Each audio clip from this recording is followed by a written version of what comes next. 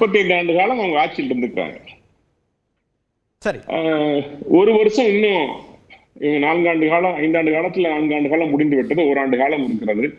திடீர்னு எல்லா துறை அதிகாரிகளையும் போய் அமர வச்சு நாங்க மக்களுடைய பிரச்சனையை தீர்க்க போறோம். அன்னூர் பக்கத்துல செங்கந்துறை கிராமத்துல ஒரு இன்றைய நிகழ்வு நடந்தது. அங்க கலந்துகிட்டவங்க ஏறக்குறைய 500 பேர். அதுல அந்த அப்ளிகேஷனை ஃபில் பண்ண இருந்த ஒரு 2 பேர் தான். 3 மணி நேரம் கால் கெடுக்க கியூல நின்னாங்க மக்கள். சரி, எதுக்கு அதிக அப்ளிகேஷன் ஃபில் ஆச்சுன்னு கேட்டீங்கன்னா, கலைஞர் மகளிர் உதவித்தொகை, அதுக்கு தான் அதிக அப்ளிகேஷன். தவறாம உங்க போன் நம்பர் எழுதிடணும். அதிகாரிகள் ஏதோ பேருக்கு வந்திருந்தாங்க. ஒரு சப் கலெக்டர் ஒரு 10 நிமிஷம் வந்து பார்த்துட்டு போனாரு. அந்தந்த துறை அதிகாரிகள் வந்தாங்க.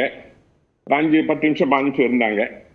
மனுக்கள் வாங்கப்பட்டது, எடுத்துட்டு போயிட்டாங்க. அவ்வளவுதான். இதுக்கு ஒரு நாள் முழுவதும் ஏறக்குறைய 500க்கும் மேற்பட்ட மக்கள் கியூல காத்திருந்து அப்ளிகேஷனை கொடுத்திருக்காங்க. இது எதற்கு?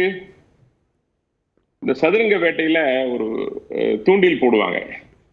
மனிதனுடைய ஆசையை தூண்டணும் அப்படின்னா அந்த